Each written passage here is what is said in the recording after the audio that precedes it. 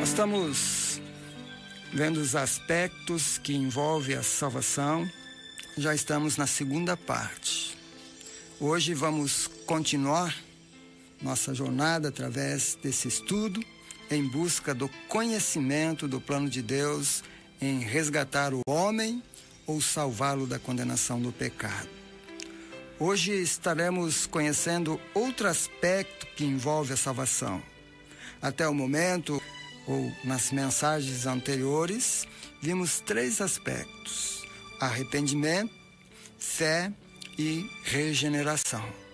Hoje falarei sobre a justificação, que creio ajudará a termos uma compreensão clara do plano de salvação apresentado e ofertado por Deus através da Bíblia.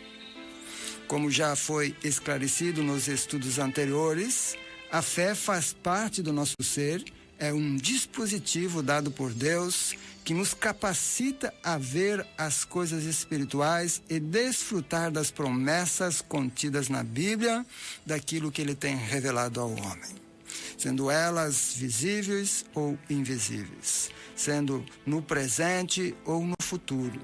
Por isso, a definição que a Bíblia faz da fé é: ora, a fé é o firme fundamento das coisas que se esperam e a prova das coisas que não se veem. Hebreus 11, 1. O autor aos Hebreus ainda faz uma afirmação: ora, sem fé é impossível agradar a Deus, porque é necessário que aquele que se aproxima de Deus creia que Ele existe e que é galardoador dos que o buscam. Hebreus 11, 6. Por isso, como já foi dito, a fé na palavra de Deus leva o homem ao arrependimento.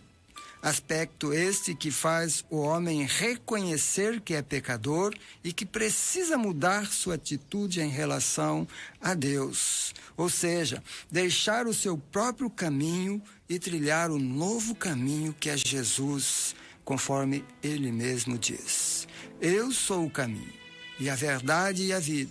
Ninguém vem ao Pai, senão por mim.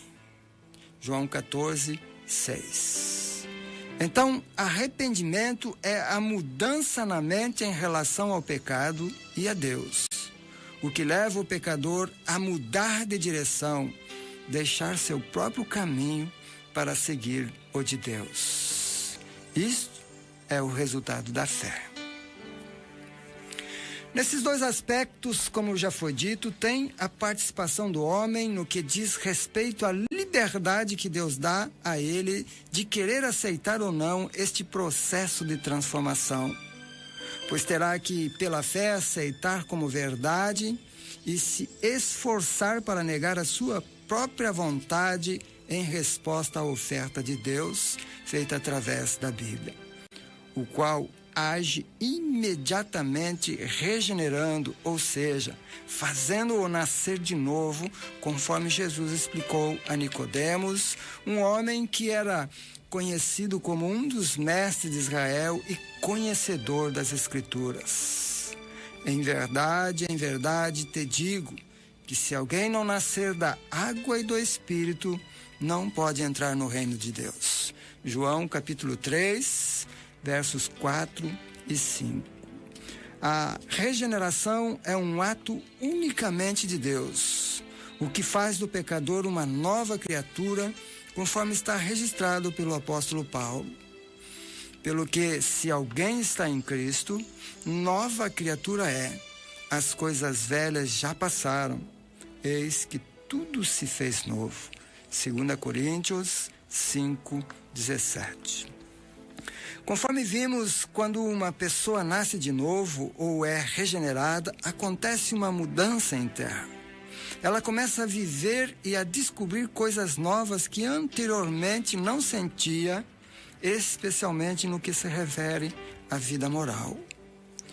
O homem regenerado não consegue mais conviver com a prática do pecado como antes.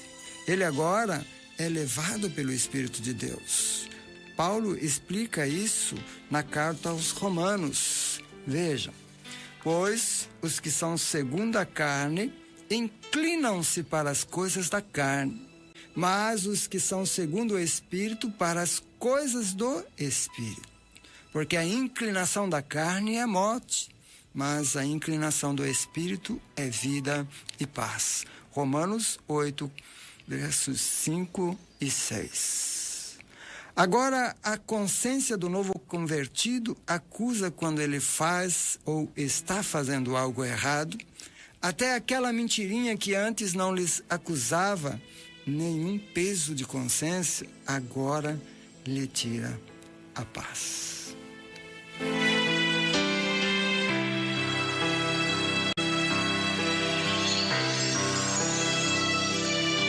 Para entendermos melhor este ato divino na vida do pecador, daremos continuidade falando de outro aspecto que só Deus pode fazer, o qual é a justificação. O que também é definido pela teologia sendo o ato de Deus declarar o pecador perdoado, livre da condenação e restaurado ao favor divino. Diante da lei do homem, para alguém ser justificado, é necessário que fique provada a inocência perante a acusação pela qual está sendo julgado, ou que o juiz ou quem for a competência de declarar o culpado livre das acusações ou do delito cometido, lhes absolva da condenação pela qual o crime cometido lhe impunha a condenação. Porém, perante Deus é nossa fé. Vejam que o apóstolo Paulo afirma: justificados, pois, pela fé, tenhamos paz com Deus por nosso Senhor Jesus Cristo, por quem obtivemos também nosso acesso pela fé a esta graça, na qual estamos firmes e gloriemo-nos na esperança da glória de Deus. Romanos capítulo 5, verso 1 e 2. Aqui acho necessário lembrarmos que todo homem está condenado e precisa do perdão de Deus. Pelo menos é o que a Bíblia registra do início ao fim.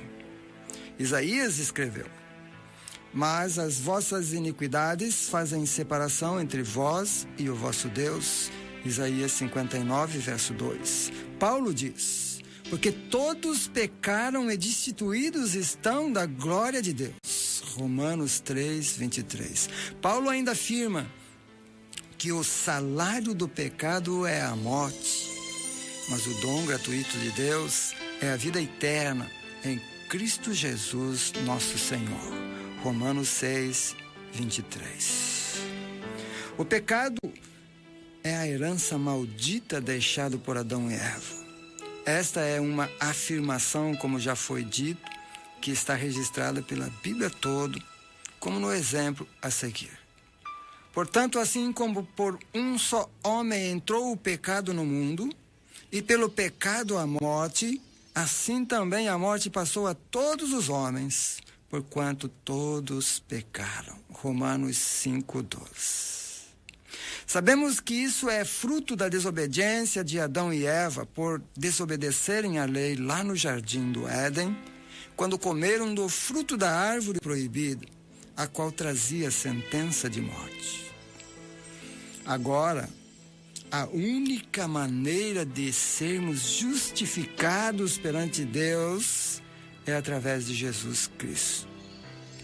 O profeta Isaías faz referência à justificação através de Jesus quando diz: ele verá o fruto do trabalho da sua alma e ficará satisfeito.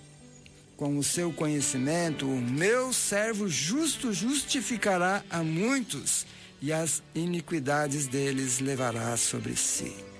Isaías 53, 11. É isso que Paulo está explicando na carta aos Romanos. Vejam.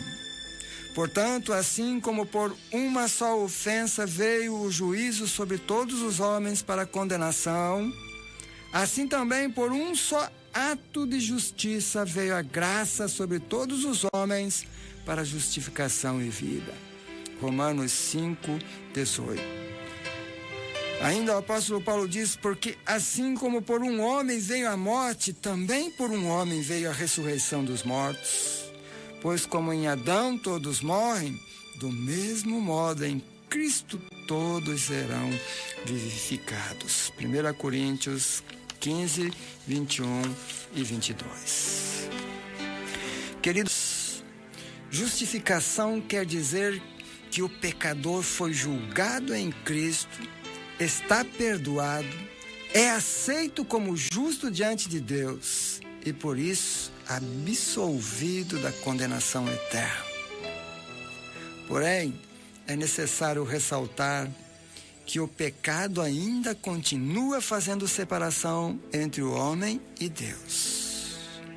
Mesmo depois de justificado, é possível que um homem continue pecando. Por isso, a necessidade de se santificar, ou seja, separar-se completamente em obediência à palavra de Deus. Por isso, se faz necessário refletir diariamente sobre as ações e atitudes praticadas e, quando perceber o erro, ser humilde para pedir perdão. Pois, como vimos, os nossos pecados impedem a nossa comunhão com Deus. Veja o que Isaías diz: mas as vossas iniquidades fazem separação entre vós e o vosso Deus, e os vossos pecados esconderam o seu rosto de vós, de modo que não vos ouço. É importante atentarmos para esta verdade. Deus não ouve aquele que continua pecando, mesmo que esse tenha nascido de novo, e principalmente aquele que não reconhece sua palavra. Porém, Deus, na sua infinita graça e conhecimento, já sabia que poderia ocorrer pecados involuntários e até mesmo voluntários. Por isso, providenciou uma maneira de garantir a comunhão dos justos, nos provendo um intercessor, aquele a quem o apóstolo João chama de advogado. Meus filhinhos, essas coisas vos escrevo para que não pequeis. Mas se alguém pecar, temos um advogado para com o Pai, Jesus Cristo, o justo. E ele é a propiciação pelos nossos pecados, e não somente pelos nossos, mas também pelos de todo o mundo. 1 João 2, 1 e 2. Eu sei que essas são palavras duras e difíceis de aceitar, mas é o que está escrito. Adão e Eva não deram crédito ao que Deus tinha dito e pagaram um preço alto. Por isso quero lembrar a palavra do Senhor Jesus que diz: clamou Jesus dizendo: quem crê em mim, crê não em mim, mas naquele que me enviou. E quem me vê a mim, vê aquele que me enviou. Eu, que sou a luz, vim ao mundo para que todo aquele que crê em mim não permaneça nas trevas. E se alguém ouvir as minhas palavras e não as guardar, eu não o julgo. Pois eu vim não para julgar o mundo, mas para salvar o mundo. Quem me rejeita e não recebe as minhas palavras já tem quem o julgue. A palavra que tenho pregado, essa o julgará no último dia. João 12, 44 a 48. Por isso, não podemos brincar com esta verdade. Ser discípulo de Jesus é caminhar em obediência à sua palavra. Lembre-se, frequentar uma igreja ou fazer parte das suas atividades, qualquer um pode fazer. Mas deixar a palavra de Deus mudar a vida, o caminho, são poucos os que aceitam. Buscar os benefícios das bênçãos, sinais, milagres e maravilhas, são muitos os que querem. Os cultos chamados avivado, onde tem todo tipo de show e entretenimento, ajuntam multidões. É interessante como neste meio o ensino da palavra de Deus tem o menos tempo. Num culto de 2 a 3 horas, o máximo que suportam é 20 a 30 minutos de ensino da palavra, invertendo-se assim os valores do ensino de Jesus que diz: a palavra que tenho pregado, essa o julgará no último dia. João 12, 48. Porém, a justificação vai além do perdão e da absolvição. A justificação traz para o justificado uma nova relação com Deus. Agora é recebida em seu reino como herdeiro e participante de toda a bênção do Pai. Vamos ver alguns textos que ajudarão a entendermos melhor esta maravilhosa mudança de vida que confirmam esta verdade. O Espírito mesmo testifica com o nosso espírito que somos filhos de Deus. E se filhos, também herdeiros, herdeiros de Deus e co-herdeiros de Cristo. Se é certo que com Ele padecemos, para que também com Ele sejamos glorificados. Romanos 8, 16 e 17. Também está registrado no Evangelho de João: mas a todos quanto receberam, aos que creem no seu nome, deu-lhes o poder de se tornarem filhos de Deus. João 1, 3. Quando somos feitos filhos de Deus, recebemos o Espírito de Deus. E esse Espírito traz a liberdade para as nossas vidas. Nos ajuda a vencer os desejos pecaminosos, nos liberta dos vícios, da depressão, das tristezas. É Paulo que está nos dando esta certeza. Vejam, e porque sois filhos, Deus enviou aos vossos corações o Espírito de seu Filho, que clama: Abba, Pai. Portanto, já não és mais servo, mas filho. E se és filho, é também herdeiro por Deus. Gálatas 4, 6, 7. Porém, precisamos ter em mente o seguinte: em momento algum Deus promete que por tornarem-se seus filhos, automaticamente todos serão ricos ou viverão regaladamente sem problemas, ou que nunca ficarão doentes e não irão enfrentar provações. Não. A maior herança não será recebida neste lugar, nesta vida, mas sim na eternidade. Porém, há uma certeza: Deus não desampara seus filhos. Aliás, Jesus deixa muito claro que devemos buscar primeiro o seu reino e a sua justiça, e todas essas coisas vos serão acrescentadas. Mateus 6, 23. Deus sabe do que precisamos, e Ele não deixará faltar o necessário para a vida. Paulo, depois de justificado, recebe a missão de pregar esta verdade para os gentios, a fim de que os olhos dos pecadores possam se abrir e pela fé recebam também a remissão de pecados. Ele diz: para lhes abrir os olhos, a fim de que se convertam das trevas à luz e do poder de Satanás a Deus, para que recebam a remissão de pecados e herança entre aqueles que são santificados pela fé em mim. Atos 26, 18. Hoje iremos encerrar por aqui. Mas se Deus nos abençoar e permitir, na próxima terça-feira, neste mesmo horário, daremos continuidade falando de outro aspecto da salvação que acontece na vida daquele que pela fé arrependeu-se dos pecados, foi regenerado e justificado por Deus. E logo após é separado para a glória do Senhor. Processo que inicia logo após a justificação e perdura por toda a vida do justo. Antes de encerrar esta mensagem, convido você que ouviu a refletir essas verdades. Sei que para muitos isso soa até como ofensa, porém não é este o objetivo. Estou apenas falando de convicções que ao longo deste processo de santificação, que já passam de 27 anos, Deus tem me ensinado pela Bíblia. e por isso estou compartilhando.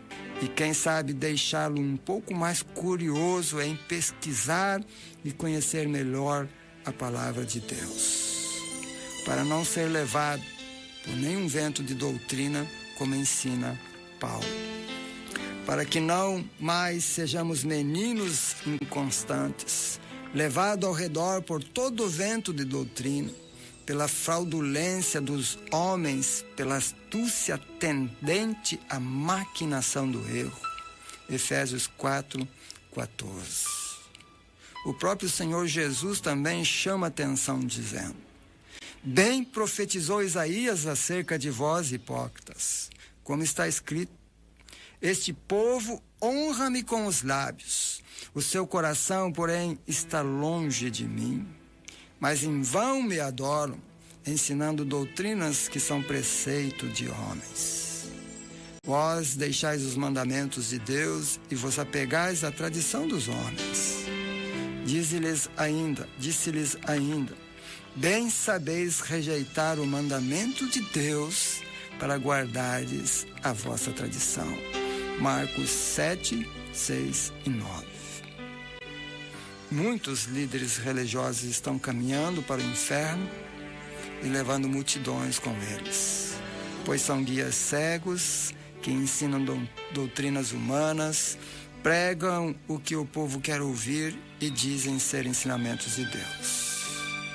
Quero concluir com as palavras de Jesus se referindo a esses. São guias cegos. Ora, se um cego guiar outro cego, ambos cairão no barranco. Mateus 15, 14. É na Bíblia que vossa fé deve ser aplicada. Que Deus vos abençoe. Vamos orar. Senhor, nosso Deus e nosso Pai Celestial, nosso Deus e nosso Salvador, aquele que não poupou nem o seu próprio Filho para demonstrar o seu amor e para nos resgatar da perdição do pecado, da condenação eterna. Muito obrigado, Papai querido, porque vem ao nosso encontro e se revela a nós através da sua palavra.